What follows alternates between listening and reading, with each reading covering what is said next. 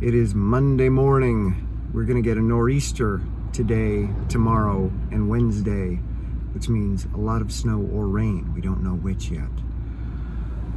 I'm listening to the Archaeology of Mind, just got some tea, and I had to pause to record a note because he said something that sounds very much like what I'm working on, but I've never heard this before. He believes that the core affective self, so what you are as a self at the very core of your being, is based in motor action, based in movement. That as we evolved, movement evolved before sensation, and sensation evolved before cognition. So ourselves started as movers, then they became sensors, then they became feelers, then they became thinkers. And so this is why movement is always the solution to whatever ails you, because it's activating you at a core level. It's taking you out of your cognitive thinking self, bringing you down into your feeling self, and even then below into your moving self. And all the tools that I have either learned or created largely rely on movement as the solution to stinking thinking. So it's fascinating to hear him talk about this and how it relates to the periaqueductal gray, or the PAG in your brain. Anyway, fascinating stuff. All right, off to the studio. Mondays are my editing day for this vlog. So the first thing I do when I get into the studio is make myself nice and cozy. And because I like to keep the temperature around 55 degrees Fahrenheit in here so that it's easier to work out, I leave my jacket on. I've got a little heater by my feet. I've got some tea, and I settled into labeling all of my videos after I transfer them from the various cameras. And the labeling itself takes 45 minutes to an hour. Then I have to put them into an editing timeline and basically sit for 6 to 10 hours listening to myself talk, watching myself move, which is not the easiest thing in the world to do for an insecure person. But I basically have to be present to what I look and sound like and what I'm saying, because I have these voices in my head that tell me that I have no idea what I'm talking about, so just shut up. Anyway, that's my day today. I've got a lot of footage to go through, so it might be a 10-hour editing day. And the storm is on its way, so yeah, it's probably all I'm going to do is edit last week's vlog and try to get home before the roads get too nasty.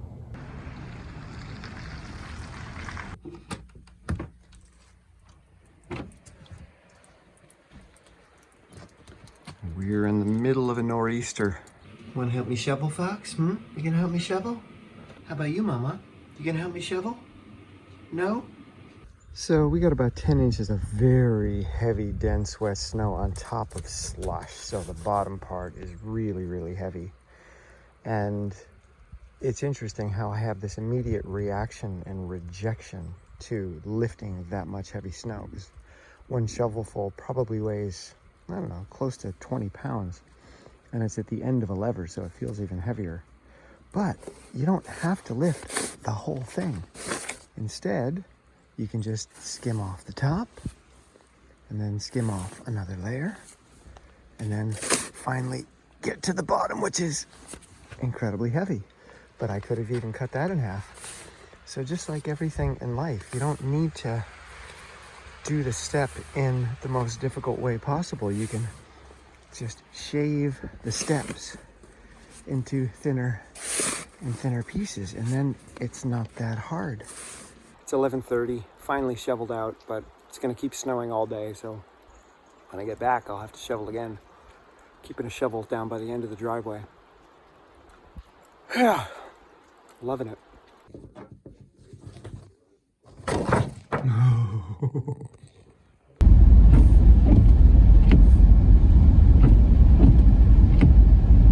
finally getting into town a little bit after noon. I wanted to wait for them to plow the parking lot. I didn't want to rush them. They're still not done, so there's the truck right there plowing away. That's one of the things you have to consider in a place that gets snow, that in the morning, not everything is plowed. It takes people time, and you can't just go to the store. You can't just do the things that you would normally do, like even come to work. Most of the cars aren't even here, which means that the businesses are either closed or delayed, waiting for all the snow cleanup. So something that adds a different time spice to living in an area like this.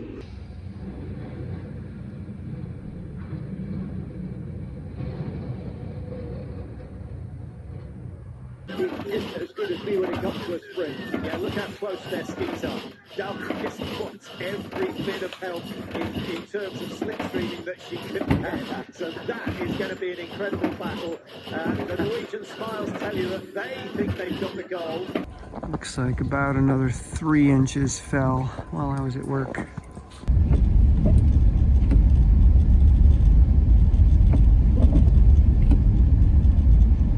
We got another 7 inches since I shoveled this morning, so it's about 17 total so far.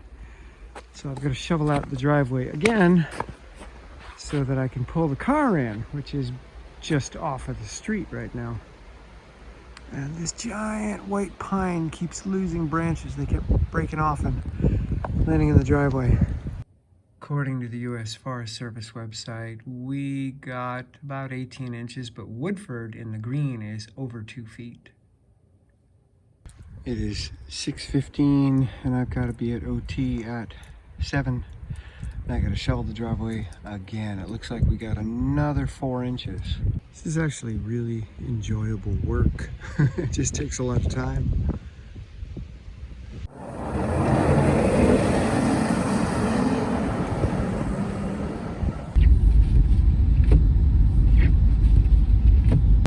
Not only is that illegal, but it's dangerous. If that falls off and hits the car behind it, or slides over the windshield and blocks their view, they can get into an accident. There are widespread power outages all over Vermont, and we've got crews coming in from as far away as Virginia to help get the power back on. And it looks like the Sunnyside Diner is the place to be if you're a line worker. It's 9 a.m. and I'm back at the house to shovel out my mom's car because she has a doctor's appointment. So we got probably 2 feet of snow because I already shoveled this yesterday. And there's another, looks like 15 inches. So probably 2 feet total. A lot more yet to do. But got my car out to occupational therapy this morning. Snowbanks are about 7 feet high. Mama, you can't go to the bathroom in the path. Mama, you can't go in the path. Silly woohoo! I just blocked the path that Mama was using to pee because I looked up and saw that, and it would fall right on the path where she was. So, till that snow comes off, no kitties allowed. Interesting to hear Niskanen say he was over his limit on the first lap and has paid the price later on. I wasn't aware he had a limit. Exactly, you know, he's one of these athletes that takes himself to a crazy place but manages to survive, a little bit like Verlin. It's a beautiful day in the neighborhood.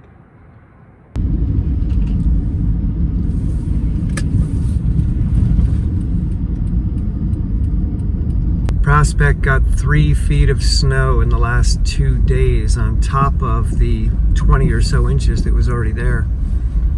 So I'm very curious to see how it skis today. It might be very difficult to skate in the midst of deep powder. There's a truck in there somewhere.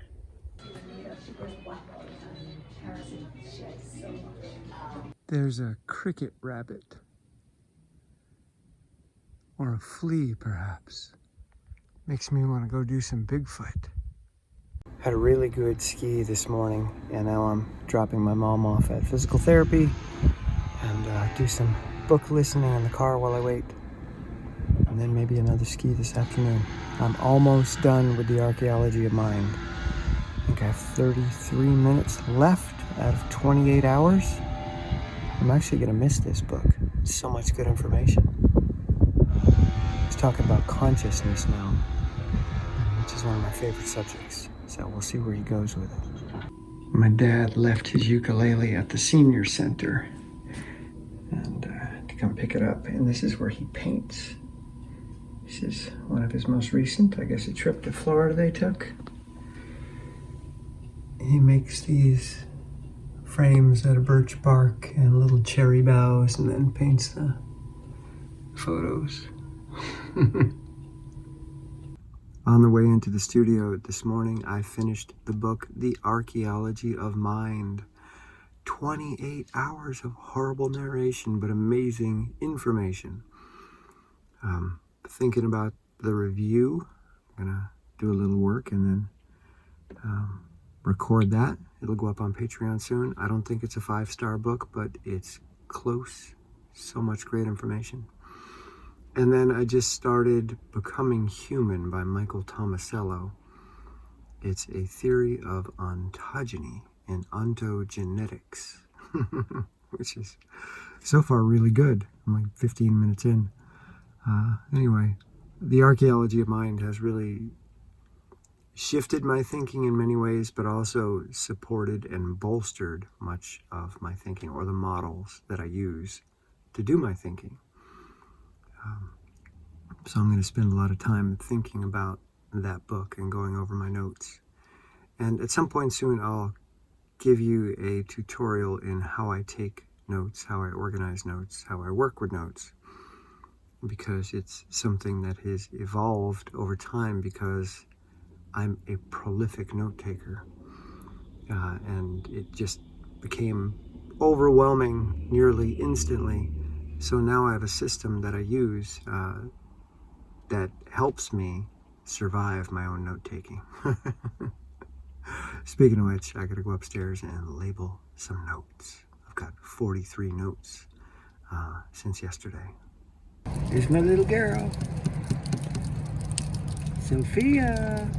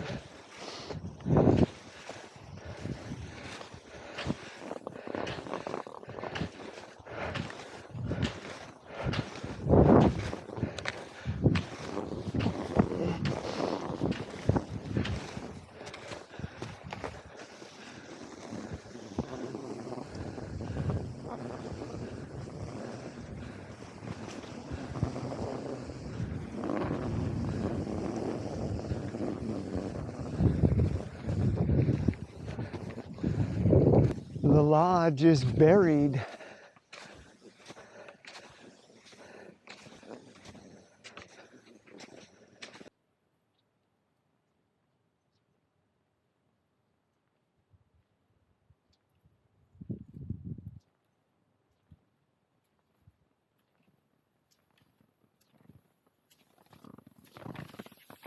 I got up to Prospect a little too late today. It's already in the 40s and the snow is super sticky, lots of suction. So very hard to ski and your poles sink in really deep. So we'll see what the video looks like. It wasn't great. It was hard to get good technique. But then again, there will be times when you have to ski in conditions like this and you have to know how to manage good technique when the conditions are not ideal. That's a big part of this sport. You're constantly modifying what you're doing based on the snow, and I like that.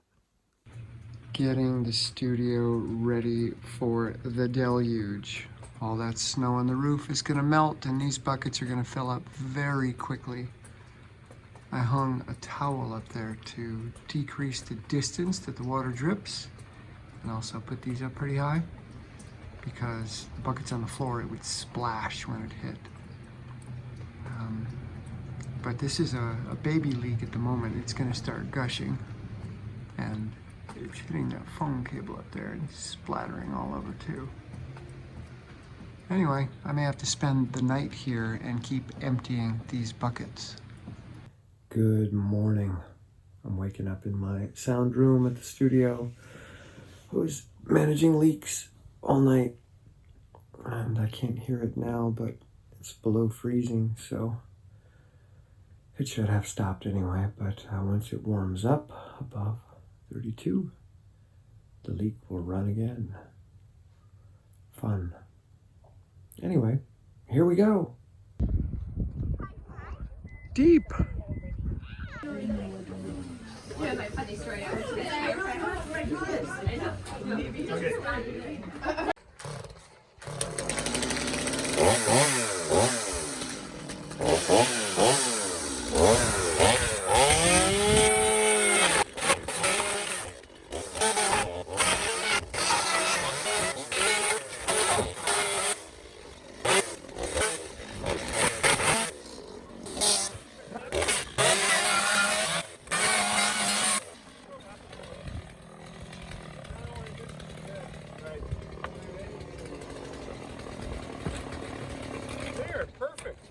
All I gotta do is get over by those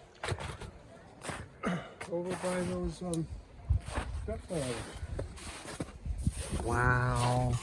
And you can run a fuel line out of there, you think? Wow. That's where the pump. I already got the fuel line out. Oh, okay. You should have seen me last night. I was like a red squirrel going, this thing's gonna go, this thing's gonna go.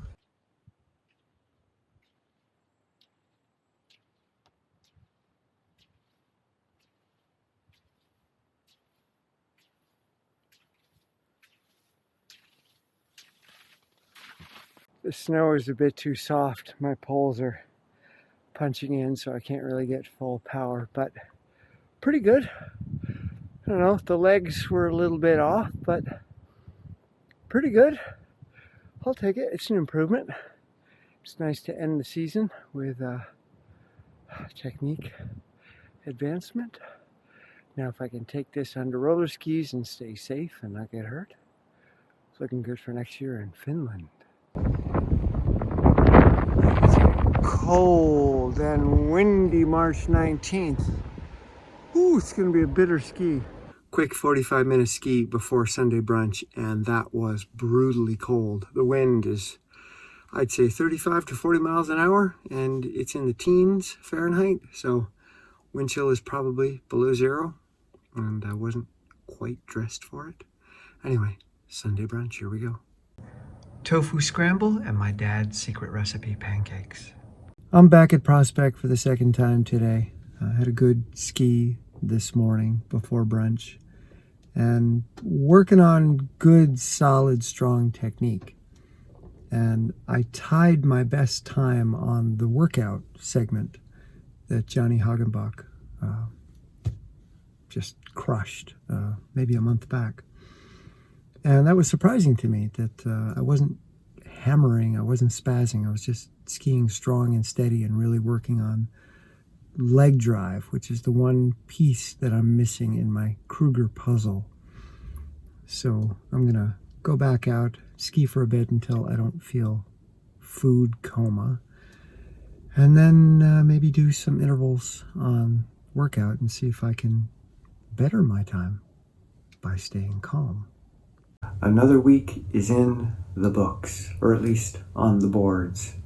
I'm noticing that I haven't been as interested in the polling machine, that I didn't do that much this week, and that's okay. I don't have a plan.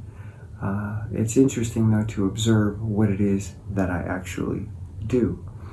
So my strength this past week has dropped. My training volume has dropped over the past several weeks. Again, no plan, just a random experiment.